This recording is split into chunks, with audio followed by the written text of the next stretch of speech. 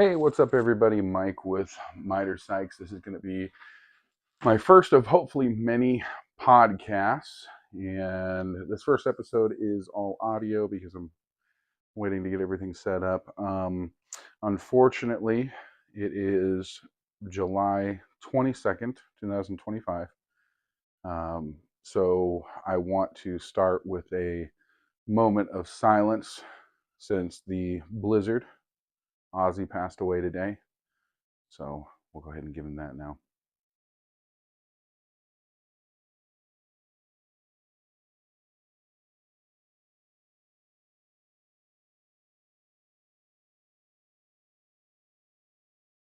All right. It is sad. It's very sad. He was my favorite musician, my favorite singer, rocker of all time. But everybody kind of knew it was coming. He knew it was coming. He was able to get his farewell tour in, which is great. And if you actually dig into that, there were tons of people there, supporters, other musicians, other artists. It was a great thing. So, for my first, I guess, episode, I wrote out some questions for myself that I'm just going to go ahead and try to answer the best I can. So, why the podcast? It's, all about being myself or all about being yourself. Um, I am a single dad. My son lives with me, and my two daughters live with their mother. We kind of swap off weekends. It's very civil. I am a part-time reseller, and I work full-time as a manager at a bin store in Nebraska. But I do not source from there out of respect for the owner. My sourcing is mostly used clothing and that kind of stuff, but we do liquidation at the bin store, so everything's pretty much new. We're in the Midwest, like I said, Nebraska, and pretty small town. I've got one, maybe two thrift stores here, and then a Goodwill. I don't even count Goodwill as thrift stores anymore. Their prices are kind of high. I do clothing, mostly men's tops, men's bottoms, and women's jeans and shorts because they take up a lot less space.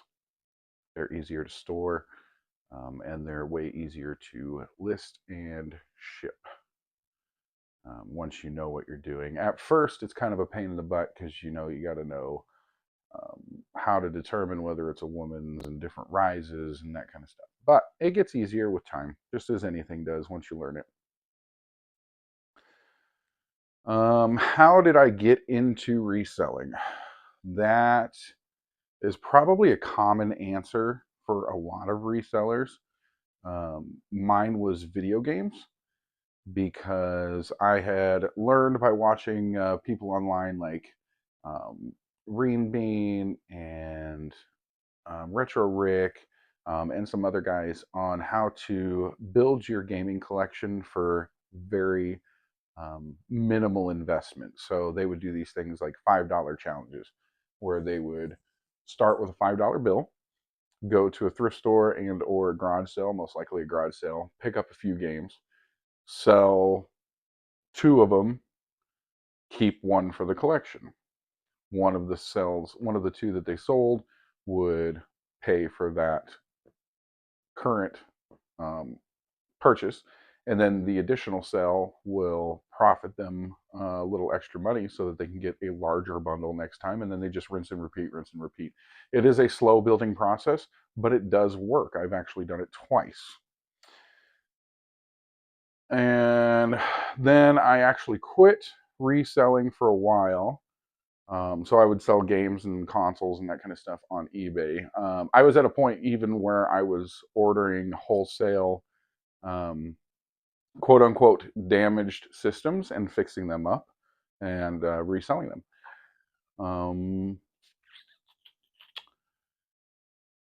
Then we were in an apartment, and then my ex and I, we moved into a rental home that had a 2-car garage. And I kind of went behind her back and started reselling again, but this time I was selling everything. And once I proved to her that it was working and I got an LLC, the tax benefits are amazing. And I will start off with saying, if I do give something that seems like advice, it is not. Take it with a grain of salt. Always do your research. I am not a financial advisor. I am not a tax professional.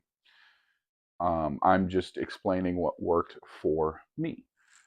So having the LLC, not only do I get the standard deductions, but I get additional business write-offs and that kind of stuff, which is great. And it helps. It's worth it for what I'm doing. I did that for, gosh, it was 2.5, 3 years, and I'm still going. That hasn't ended. Then we broke up at the beginning of this year, moved out on Valentine's Day, closer to work, to the small town that's about 40 miles away from the larger town where we lived. And I was commuting back and forth almost every day, and it actually worked out pretty good. Got a place out here, and here I am. Still doing part-time reselling, although it's the middle of the year, so I kind of cut back on sourcing. I don't list as much. I'm kind of just letting it dwindle out. More than likely run a big sale at the end of the year and just clear out inventory and then start fresh at the beginning of next year. All right, who am I? Well, my name is Mike. In my lower 40s. So yeah, halfway point. Like I mentioned, I'm a reseller. I manage the bin store, and I might say I manage the bin store, but I'll tell you what, if it wasn't for my staff, that store would not be successful. They are amazing, and I appreciate every one of them. I have 5 kids. One of them is going off to college this year on a bowling scholarship, and his younger brother, with their mom, my ex-wife, because I was married before. He's going to be a junior this year in high school. And then the other 3 children are with my ex that I was just with, probably my longest relationship, almost 13 years. We had a 10-year-old, he's 10 years old now. He lives with me. And then my 2 daughters, 8 and 1, and they live with mom. I am a nerd, obviously, video games, big movie buff. You'll probably hear a lot of movie quotes here and there throughout the podcast, a lot of references. I might even review movies for topics. Don't know. It's possible. I'm into bonsaiing, the art of bonsai. Bonsai is not a species of tree. Unfortunately, the Karate Kid movies kind of um, unintentionally gave that perception to people. They used mostly juniper bushes, technically, um, in that show, which junipers are probably the best trees and most common to bonsai. But I like to do everything else. I have blood leaves. I have a jade plant, a jade forest, a couple of local bushes, and believe it or not, no pines or spruces or anything like that yet. I like Japanese culture, that kind of stuff. So not too big into anime. Do watch a few. Just mostly the video game side. I say a lot. I'm sorry. Count the ums. Drink every time I say Take a shot. Don't do that. Where was I? I have 2 Japanese maples, Acer palmatums, but they're mutations. So there is a company out there. They have a YouTube channel, Mr. Maple. What these guys do, and they're part of a big community. It's actually a pretty large community of people that they'll take a unique mutation of one of the maple trees, and they'll split that off and graft it to another tree, and so the entire tree will have that characteristic. they can't be grown from seed. They have to be grafted, but they have different colorations, different leaf sizes. It's really neat. I've got 2 of them growing in pots. I am somewhat of a green thumb. I've got a lot of pothos, and I've got some English ivy and some other plants, spider plants. I've got a palm tree in the back, veggie garden, Venus flytrap even, and I haven't killed it yet, crossing my fingers. But yeah, so I do have plants. I'm apparently a green thumb. Wasn't really planning on doing that. All right, next question. Do you have an LLC and why? I've already answered that. Yes, I do. Midersikes is limited liability / sole proprietorship, mostly for the tax benefits, but it also helps, solidify your professionalism, that kind of stuff. People, you can trust that more. Do you ever want to go full-time reselling? That is an easy answer. The answer is no right now. I did at one point, but I do not. Now, what I'm doing and the way I've been doing it, I could go full-time tomorrow and probably be okay and probably make enough to survive. It would be a lot of work.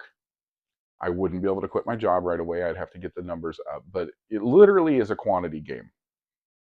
If I list, if I want to sell 10 items a day, I've got to list probably 100 a day.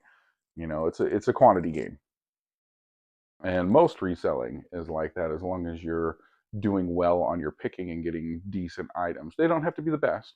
They just have to be decent. You have to have good listings, that kind of stuff. And that takes time. You can't do that right away unless you're lucky or you do a lot of research. And I have done a lot of research. I've watched pretty much every reseller out there for at least a small amount of time.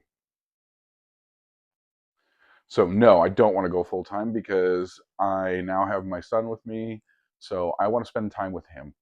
I have seen a lot of people where they work their butts off their entire life to make sure that their kids have good lives. And in the end, the kid just regrets not being able to spend time with their parent because they work too much. And I don't want that. I don't want to regret not having time with my kid. So that's what we're doing. I'm getting one-on-one time with him. And I love it. And with my daughters when they come out, because I may or may not have not been very good at that with my older children, and I've regretted it every single day since.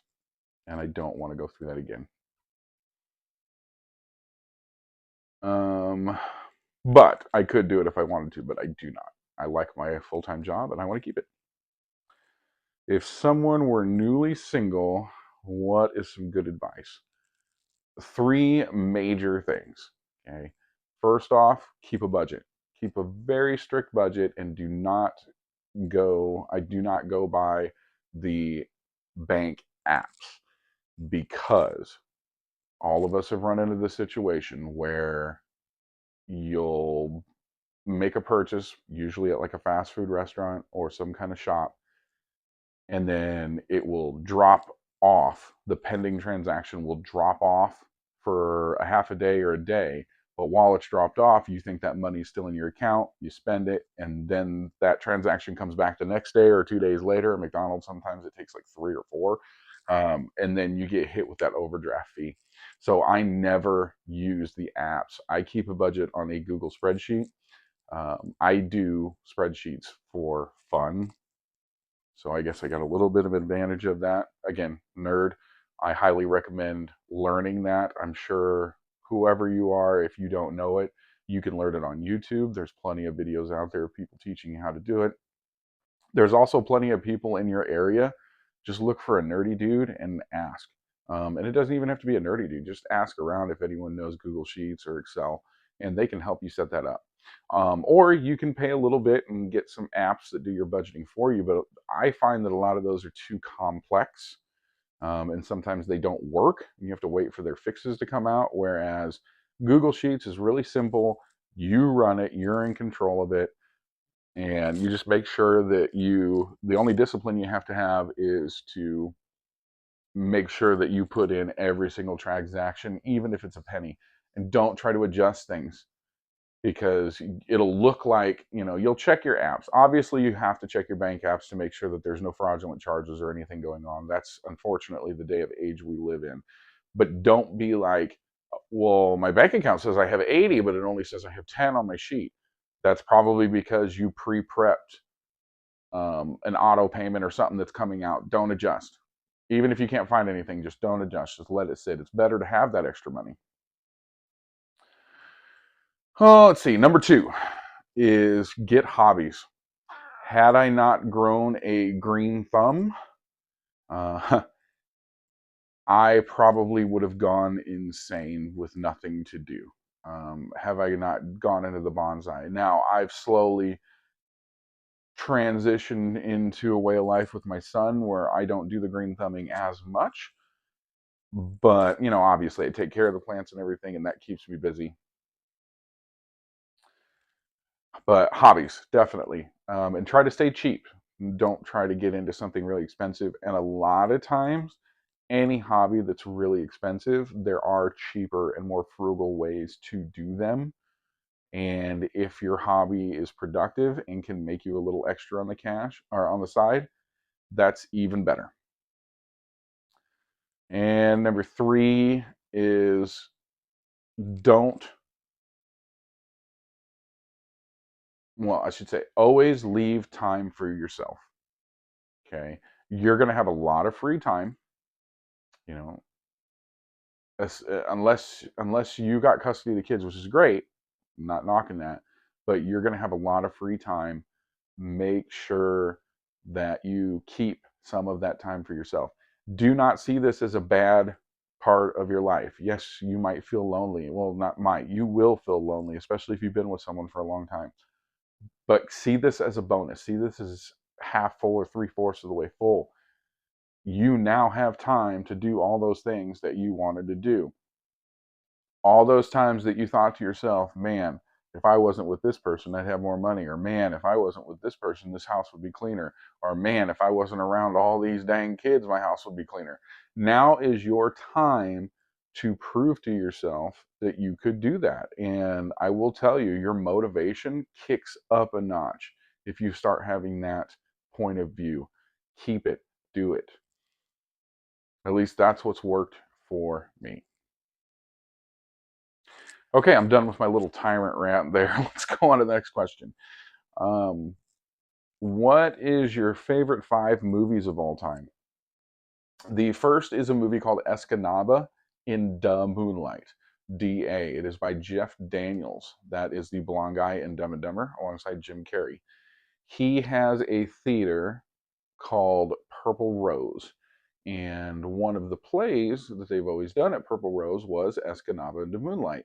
And it was so good and always got sold out and everything, he decided to make it into a movie.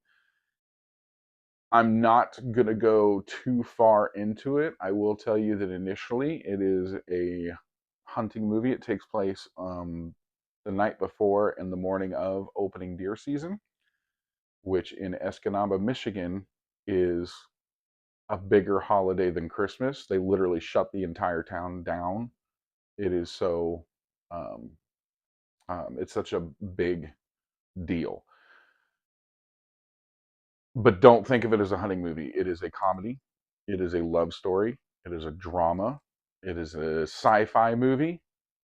It is a raunchy comedy. I mean, there's all sorts of stuff. It's not just raunchy, but there are a couple of raunchy moments. There's sci-fi aspects. There's space people. There's ghosts. There's aliens. There's Indian spirits. All sorts of stuff. Very funny moments. If you look at the cover and watch a trailer of it, it's not going to seem that exciting. You have to watch it. And then you'll have to watch it a few extra times just to understand everything that's going on.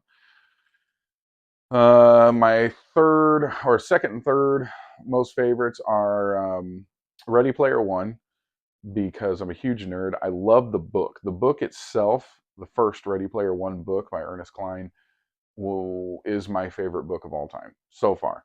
And reason being is, so Ernest Cline was a screenwriter.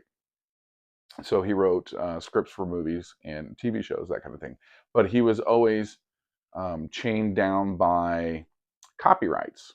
You know, he'd have to find the licenses if he wanted to use a song or any kind of reference like that or a show.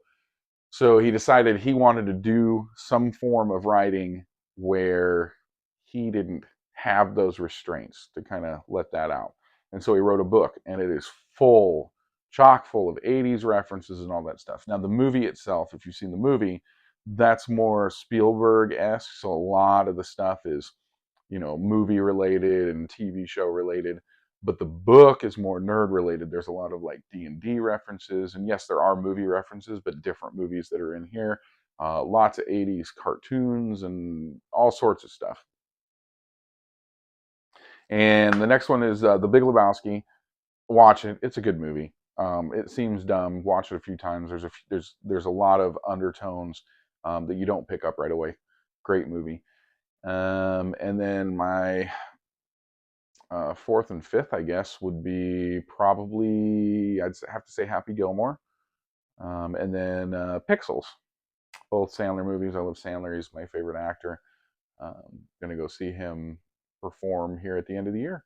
Actually, I'm pretty excited about that. I shouldn't have to explain who Sandler is. Now, Pixels is a great movie where aliens receive a transmission from us, or a satellite, I should say, with footage of kids playing video game in a tournament, and they take it as a challenge of war, and they come back in the form of old arcade characters and do battle with Earthlings to try to take over the Earth. It's a really good movie. All right, next question. Favorite book series of all time. So my favorite book is Ready Player One. However, my favorite book series is the Book of Swords and the Book of Lost Swords. They all kind of coincide together, by Fred Saberhagen. He started them in the 80s, and the reason he started writing the book initially is because back then the big thing was um, PC dungeon crawler video games, you know, text-based. Um, do you want to go left or go right? And you'd have to type in go left or pick up item. But he wanted to write a story that would be made into a game. His book was so good and the world was built so well, people wanted more, he wanted more, and so he just kept going. The premise behind the book series is it's 43,000 years from now, well, modern day times. The world had, well, not the world. I am a big, what is it, antagonist against people who say we need to save planet Earth. It's not planet Earth that they're worried about. They're worried about the human race. Earth itself, we don't have the capacity, the ability to destroy the planet. Could we destroy all life on the planet? Absolutely, but the planet itself is still going to be fine. And just to let you know, if you don't know already, there have been, I believe, 7 major mass extinctions where like 85+% of the life on the planet has been eradicated, and it's come back.